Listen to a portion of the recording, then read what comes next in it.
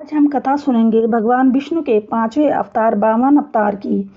बलि ने तप करके इंद्र को हरा दिया और स्वर्ग पर कब्जा कर लिया। तीनों लोगों का राजा इंद्र बन गया और 100 यज्ञ में करने लगा। 99 पूरे हो गए। 100वां करते ही अजय हो जाता। इंद्र डर गए। इंद्र की माँ अदिति ने विष्णु की तपस्या की और भगवान प्रसन्न हुए और बोले, माता, मैं तुम्हारे गर्भ से पुत्र बनकर इंद्र का राज वापस दिलाऊंगा। कश्यप ऋषि और अदिति के घर पर भाद्रपद शुक्ल द्वादशी को भगवान ने जन्म लिया। बहुत छोटा कद, बौना ब्राह्मण बालक, नाम रखा वामन। जन्म लेते योगोपवीत धारण कर लिया। हाथ में छाता कमंडल लेकर निकले। शरीर से ब्रह्म तेज निकल रहा था। सारे ऋषि मुनि देखने लगे। उधर नर्मदा तट पर बलि राजा 100वां अश्वमेध यज्ञ कर रहा था। बड़े बड़े दान हो रहे थे। जो मांगो सो मिल रहा था। वामन जी सीधे बलि के यज्ञ में पहुंचे। भिक्षम देहि बोले। बलि ने देखा छोटा सा ब्राह्मण बालक, तेज ऐसा कि आंखें चुंधिया जाए। बोला, विप्रवर, क्या चाहिए? हाथी, घोड़े, गांव, सोना, मांग लो जो चाहिए। वामन जी हंसकर बोले, राजन, मुझे ज़्यादा कुछ नहीं चाहिए, बस 3 पग धरती दे दो जहाँ मैं आराम से रह सकूं। शुक्राचार्य समझ गए कि ये कोई साधारण बालक नहीं है, ये तो साक्षात नारायण है। बलि का कान पकड़कर बोली, अरे मूर्ख, ये विष्णु है, 3 पग में सब ले लेंगे, दान मत देना। बलि हंस पड़ा और बोला, गुरुदेव, ब्राह्मण को दान देने से मना करूं, चाहे सब चले जाए।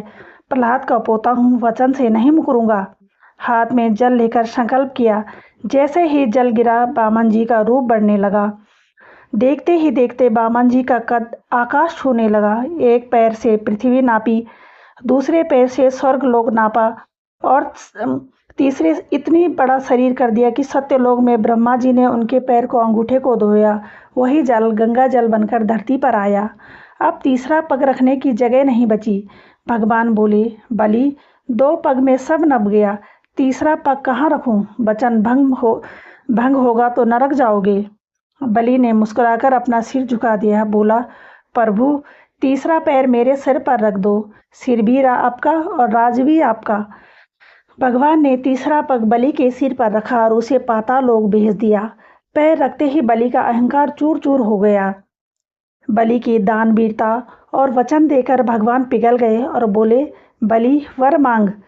बलि हाथ जोड़कर बोला, प्रभु, आपने सब ले लिया है, अब एक चीज मांगता हूँ, पाताल में मेरे द्वार पर आप खुद गदाधारी बनकर पहरा दो, ताकि मैं हर पल आपके दर्शन कर सकूं। भगवान तथास्तु बोले। तब से हर साल भाद्रपद शुक्ल द्वादशी को वामन द्वादशी मनाते हैं और कार्तिक शुक्ल प्रतिपदा को बलि प्रतिपदा। उसी दिन से राजा बलि साल में एक बार धरती पर आते हैं। केरल में ओणम इसी खुशी में मनाते हैं। और इंद्र को स्वर्ग वापस मिल गया और अदिति का दुख दूर हुआ।